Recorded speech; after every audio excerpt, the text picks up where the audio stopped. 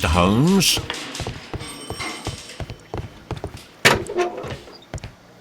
Please escort this suspect for interrogation. Tell me, Mr. Hurtley, what were you doing at Woodman's Lee? Woodman's Lee? I've never been there. The second pair of boots that you had with you when you were arrested perfectly match the footprints found near the cabin where Peter Carey was murdered. Footprints? That's your proof? How many men have boots like mine? That doesn't make me a murderer. Now that your presence at Woodman's Lee has been proven, would you care to explain it? I don't remember. What would I be doing there anyway? Never mind.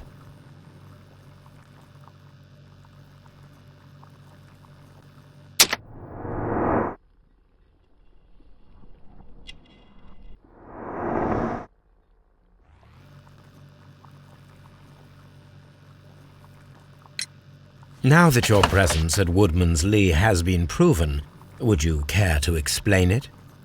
I don't remember. What would I be doing there anyway?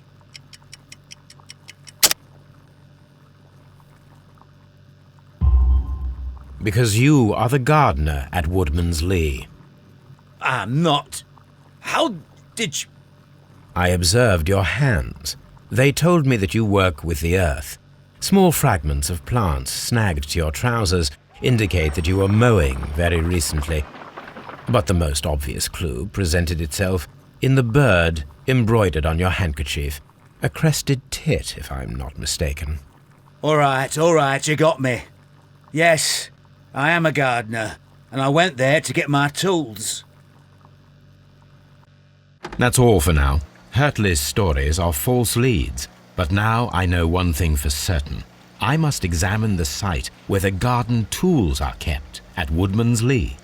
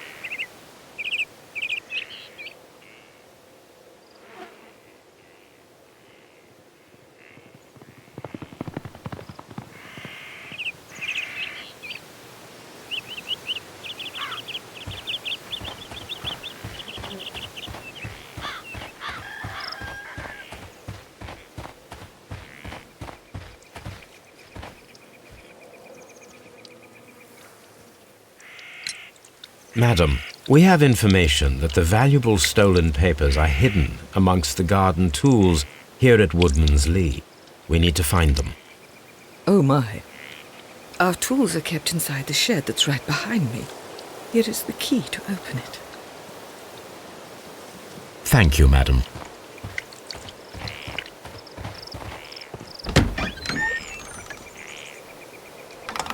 Let's see what could be hidden here.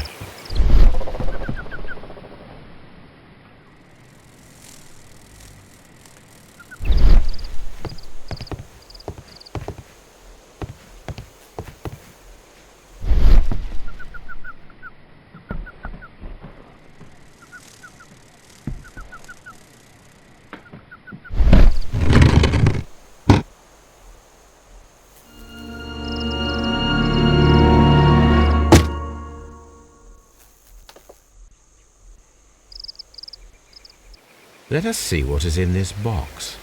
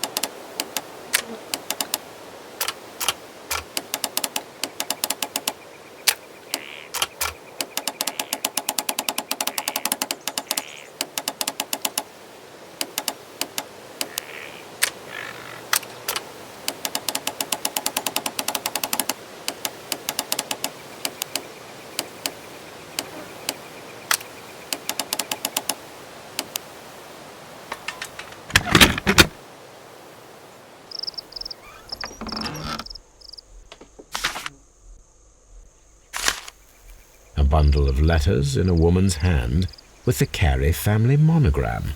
Hurtley and Mrs. Carey were in a relationship. That is interesting.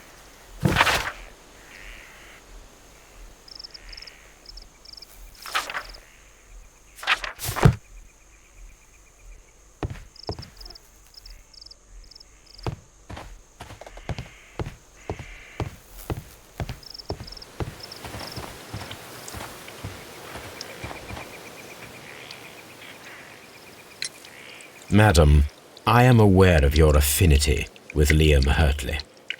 Oh, what are you talking about?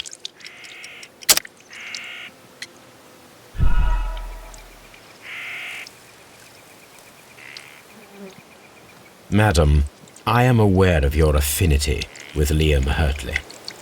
Oh, what are you talking about?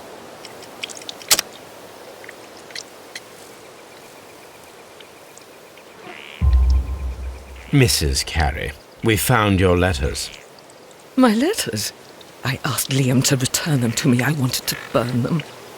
Why did Mr. Hurtley put them inside the garden shed? I don't know. I wanted them back, but I couldn't see him, not after what happened. Well, here they are. Oh, this is terrible. Terrible. Liam, how could he? After what he has done. You believe that he killed your husband? No, I do not know. I do not know. Leave me alone, please. Thank you, madam. I wonder if Wiggins has managed to find any sailors.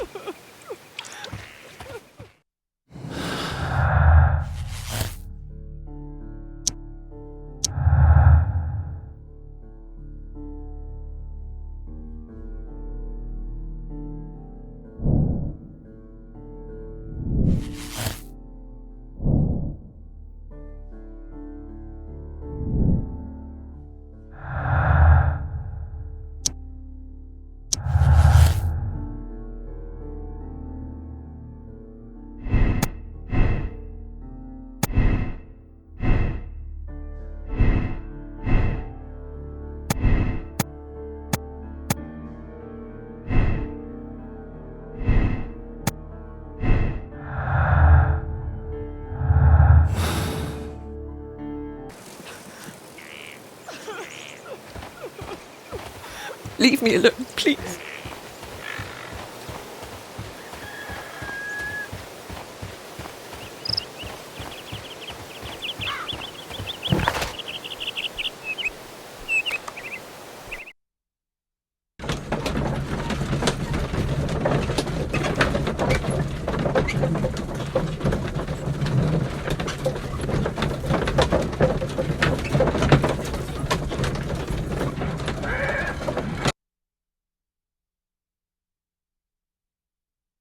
I wonder if Wiggins has managed to find any sailors.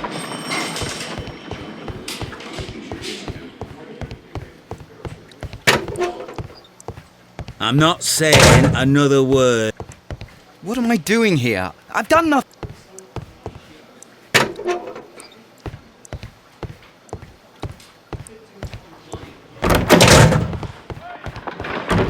How is the investigation going, Mr. Holmes? Do you have any idea who the...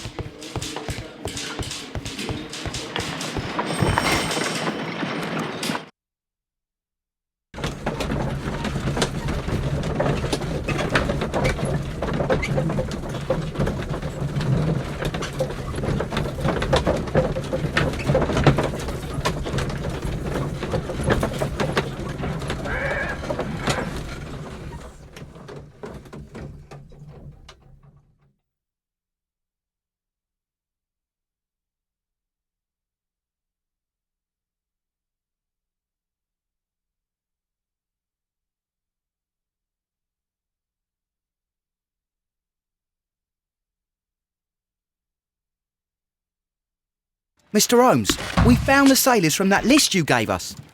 Well done, Wiggins. Let me see.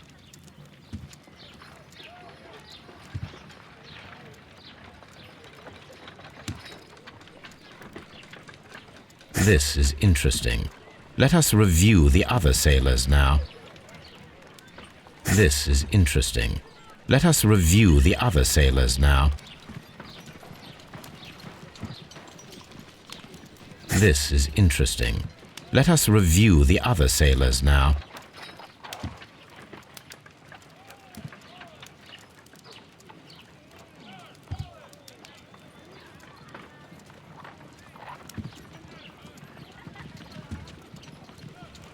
This man is a harpooner, and his initials are PC, the same initials that were found on the tobacco pouch. Wiggins, could you gather some information on one of the sailors that you found? His name is Patrick Cairns. We found Patrick Cairns. Good job, Wiggins. Where is he? He lives in a small furnished dump of a room, but he's always at the Sea Witch pub, where he does arm wrestles for money and drinks. Excellent. Here is your reward. 2 guineas. Thank you, sir.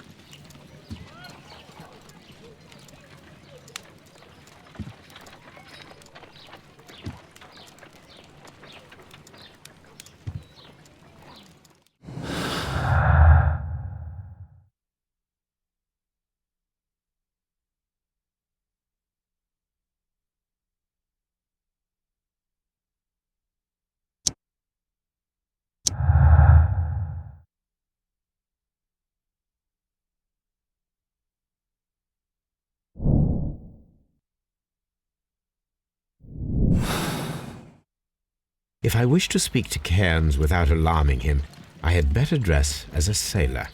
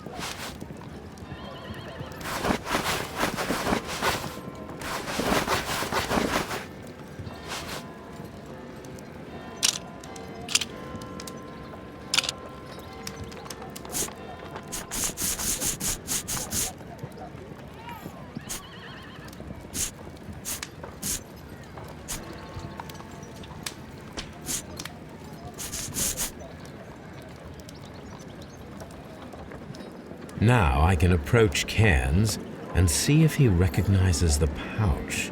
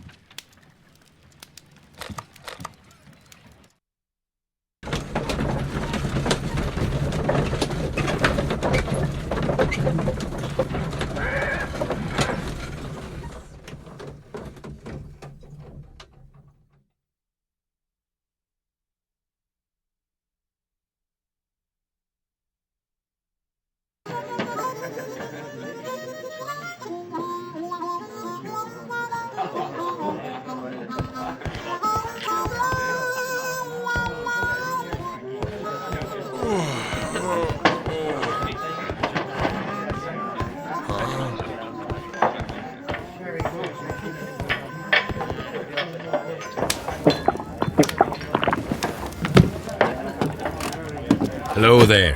Are you Cairns? What do you want? We've heard all about the gambling and arm wrestling here.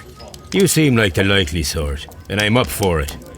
I start at 10 shillings. Suits me.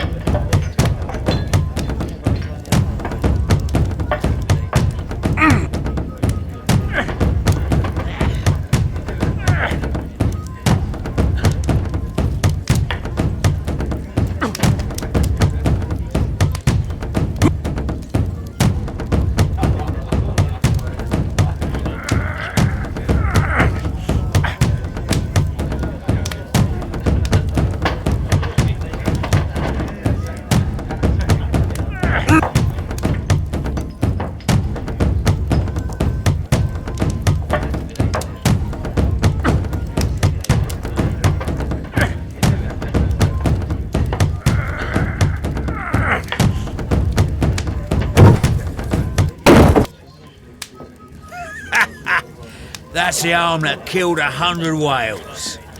Care to lose another 10 shillings?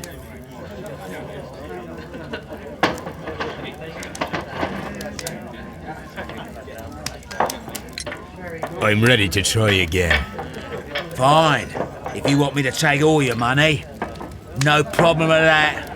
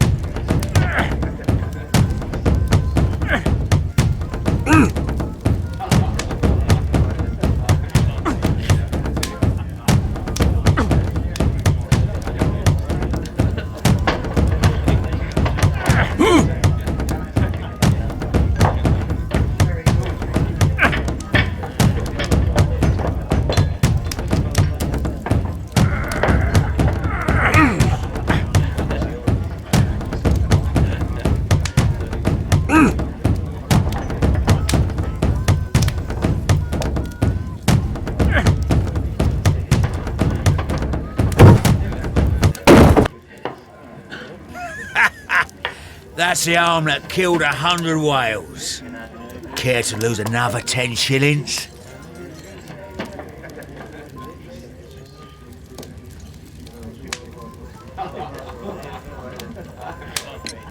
I'm ready to try again. Fine. If you want me to take all your money, no problem with that.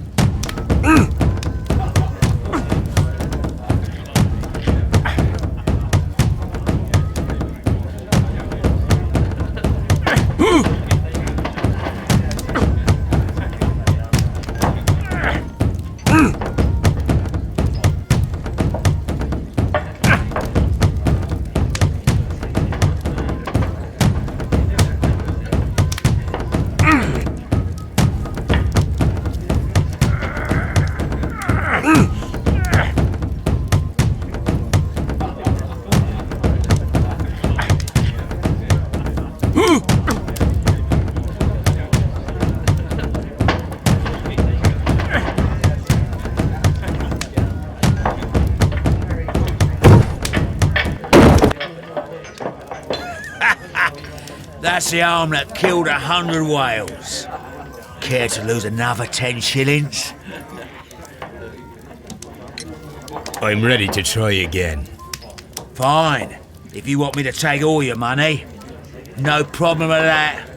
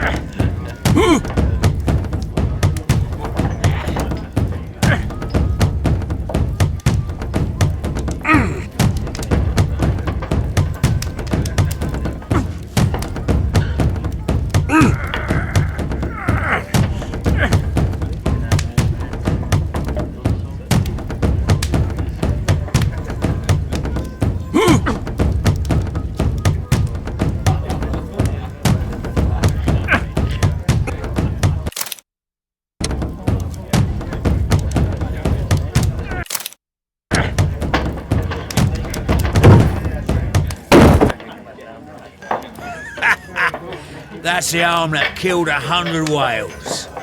Care to lose another 10 shillings?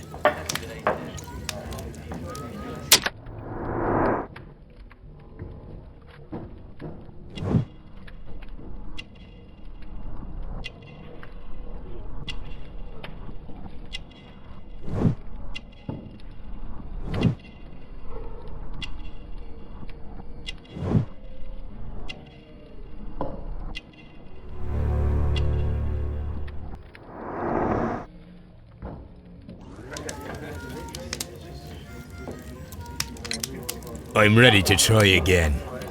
Fine. If you want me to take all your money, no problem with that.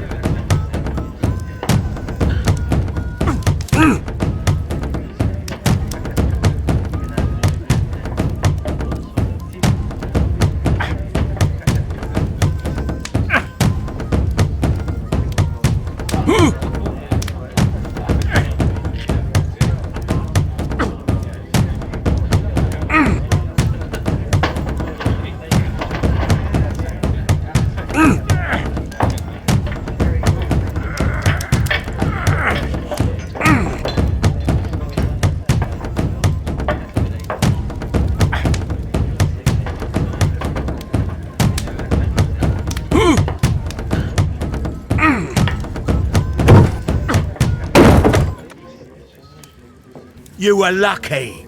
I wasn't focused. Let's go again.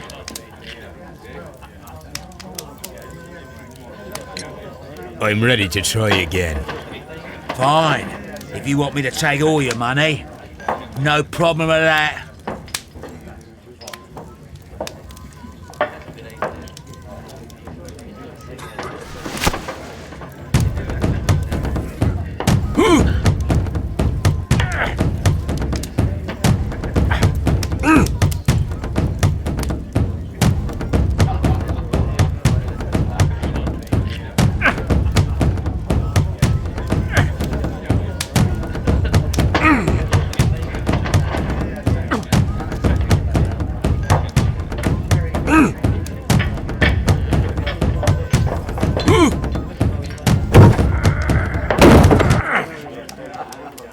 Well, good for you, I reckon.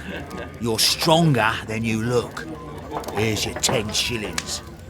I'd like to buy you a drink. Good winner as well. That's good. Let's have a drink.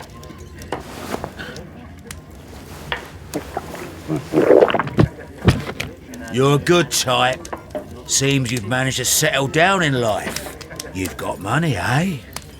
Not all that much. Oh, well. At least you're not as poor as me.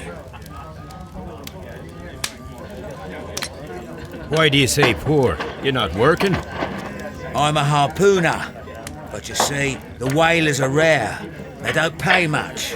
So, as a result, find myself arm wrestling to pay for my drink. A harpooner. Interesting. You've had a lot of adventures, I bet. Of course. It's been a dozen years since I've sailed. I've seen everything. Old Wallace, damn Black Peter, Great Roger. We sailed to the Cape of Good Hope.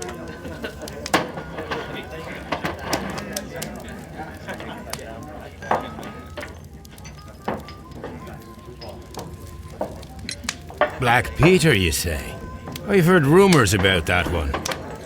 He was the worst of them all. He was a liar and violent too, swinging those fists of his around. He was a tyrant and not much of a captain. At least, not as good as Great Roger. I see. Yes. I was told terrible tales about Black Peter. But you ain't heard the worst. Tell me, and let's have another drink. It was in 1883 that it happened. The August of that year. Peter Carey was captain of the Sea Unicorn, and I was a spare harpooner. We were coming out of the ice pack on our way home. One evening, we saw a little craft that had been blown north. There was only one man on her, and he wasn't a sailor. The crew must have thought that she'd foundered, and they made for the Norwegian coast in the dinghy. I guess they all drowned. We took the man on board.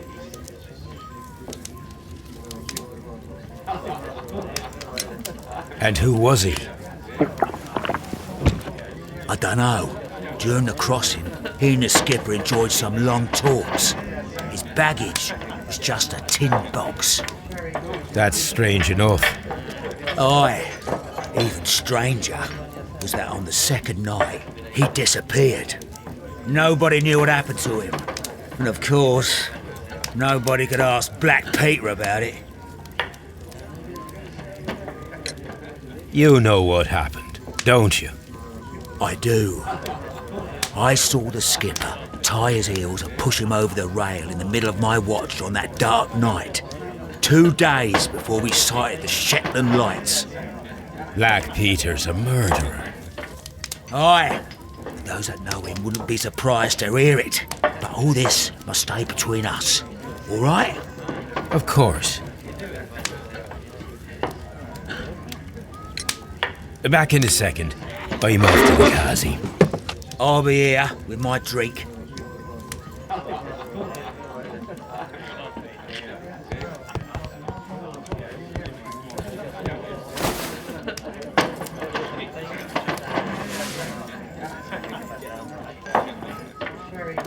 Here it is.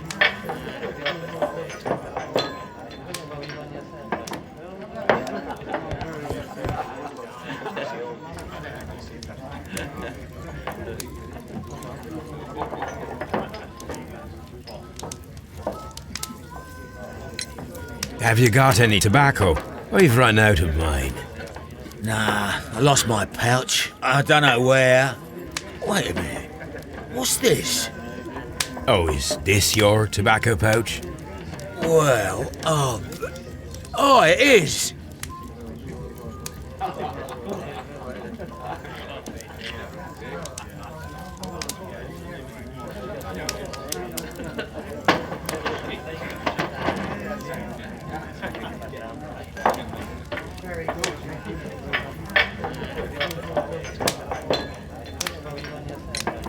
Well, I have to go now.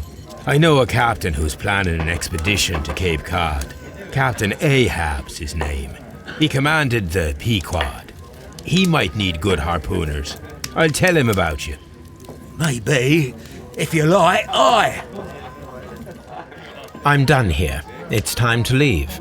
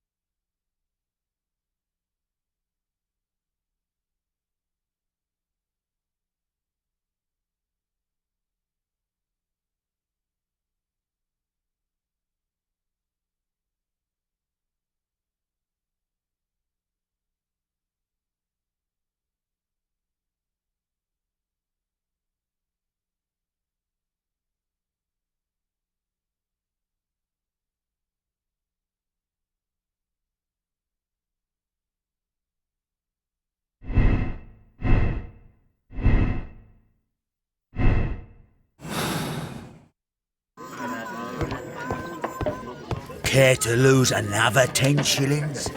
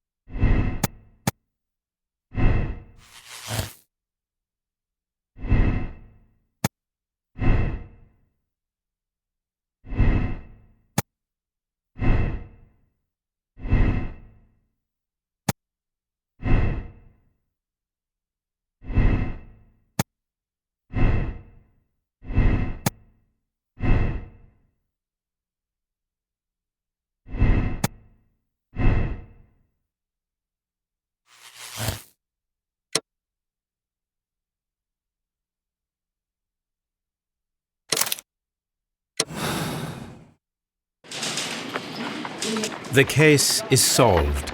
I am now ready to present the guilty party. So tell me, who killed Black Peter?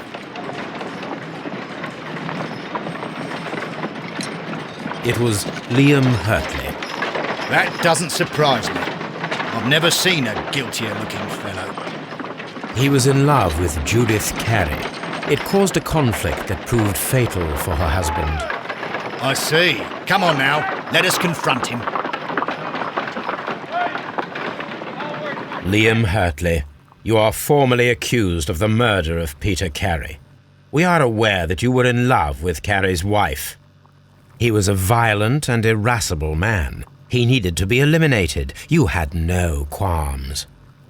But that's absurd. I'm innocent. Well, we caught you, lad. The case is resolved, Inspector. I shall return to Baker Street. Very well, Mr. Holmes. Goodbye for now.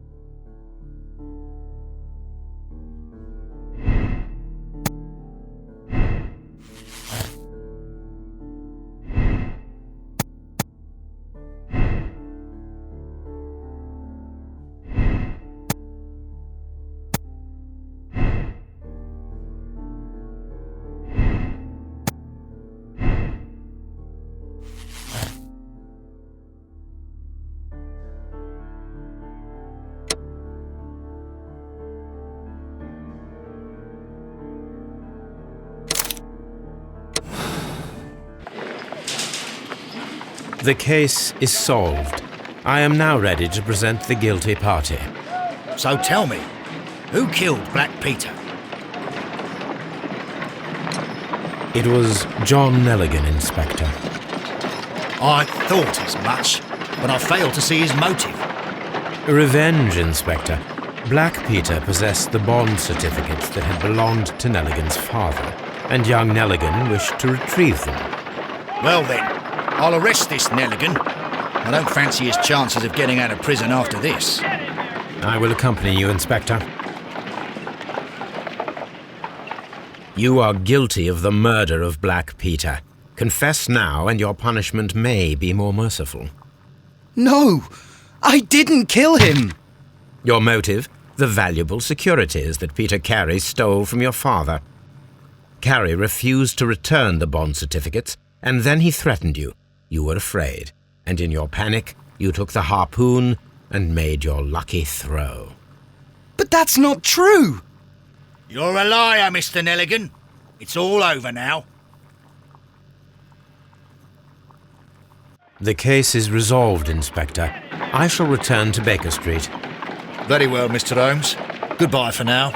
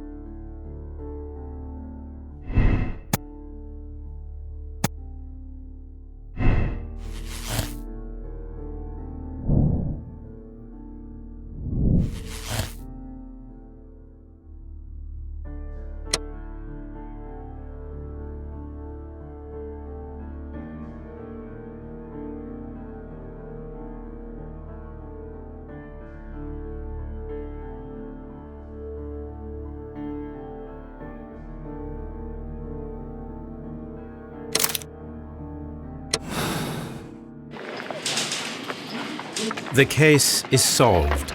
I am now ready to present the guilty party. So tell me, who killed Black Peter?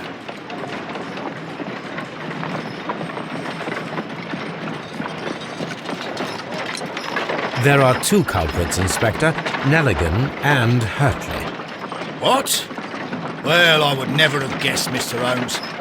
They are a rotten pair, though. It was a combination of two motives, culminating in one crime. What were their motives? The first was revenge. Black Peter possessed the bond certificates that had belonged to Nelligan's father, and young Nelligan wished to retrieve them. And the second? The second was a crime of passion. Liam Hurtley was in love with Black Peter's wife, and this caused a conflict between him and Carrie. Well.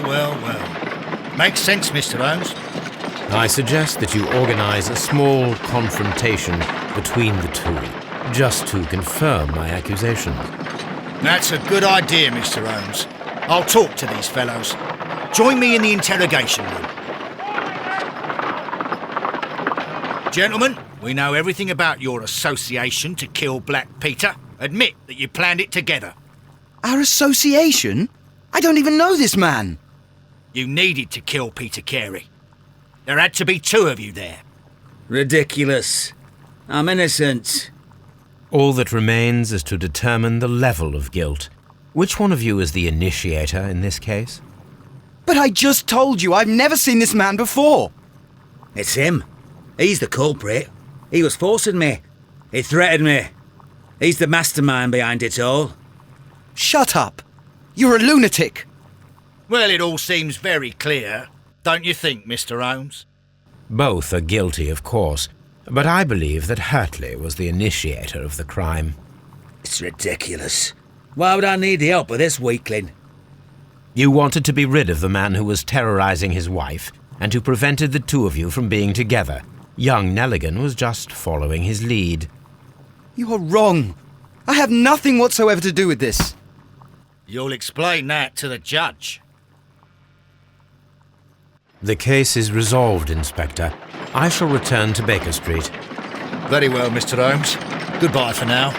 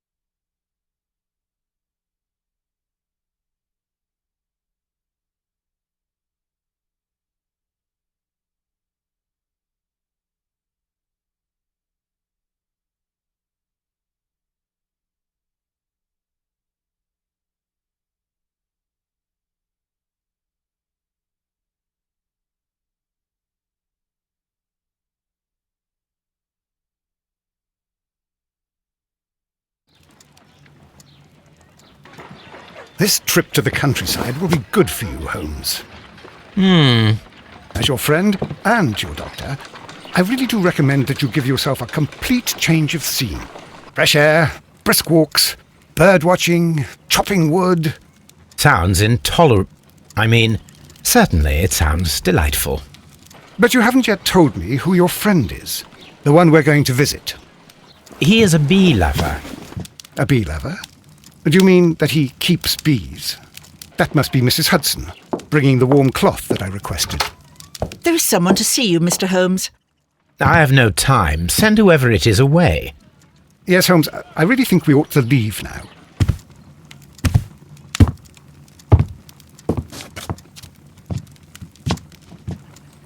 Mycroft. Sherlock. Oh, Mr. Holmes? Perhaps you don't remember me. I'm Dr. Watson. We met at the Diogenes Club a few years ago. I documented our encounter in a short story I gave the title The Greek Interpreter. He does remember you, Watson. My brother remembers everything, and that is why he is so valuable to the government. We're about to depart for the train station. I know. You know? Sherlock, I need your help. There are people who presently threaten both our country and the Crown itself. You must help us with those methods of yours. Need help. Those are not words I would readily associate with you, Mycroft. I wrote you a letter, but you did not reply. And this is not about politics. It's about people. People similar to those whom you pretend to defend in your petty detective affairs. Everything is about politics with you, Mycroft. I'm not interested. Have some of your agents, your spies, or worse, undertake this job of yours. You are defending your people, and they have little to do with the people I choose to help, I can assure you. That is the point. You think exactly as they do. Who are they? The Merry Men. He is talking about the Merry Men, a band of idealistic terrorists. Sherlock, do please think about it. They are planning something diabolical. Your country needs you.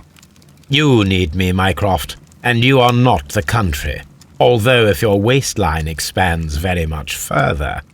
Mrs. Hudson, tea will not be necessary. Dr. Watson, the train conductor, Mr. Parker, is aware that you will be 7 minutes late. You are in the 4th car. The train will be waiting for you. Sherlock, enjoy your time in Staffordshire. And do, please, at least write to me on your return.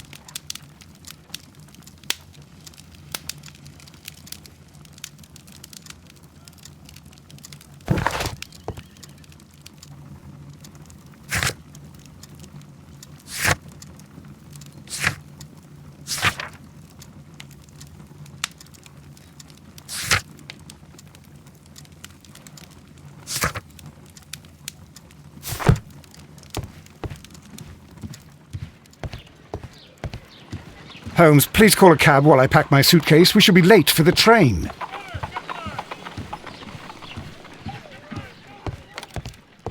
Watson, I'll hold a cab for us. We leave in 5 minutes for the station.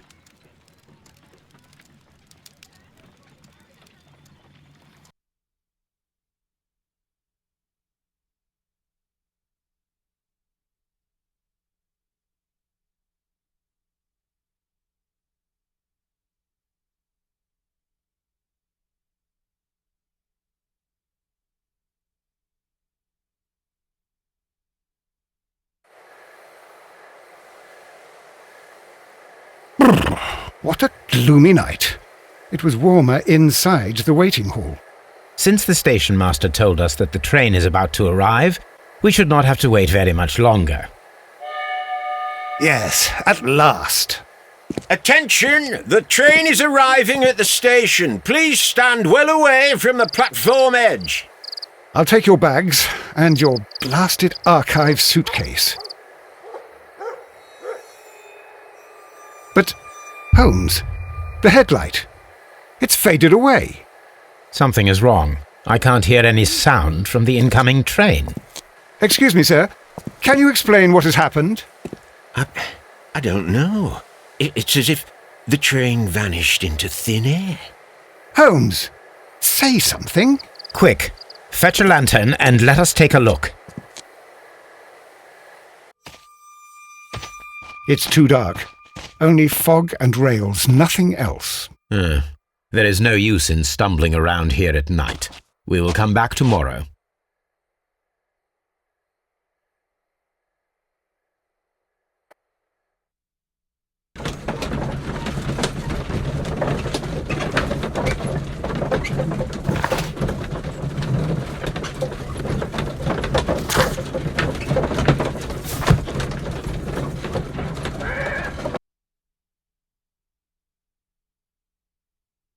Well, here we are again at Evesham Station. We have a full day ahead. Let us begin our investigation.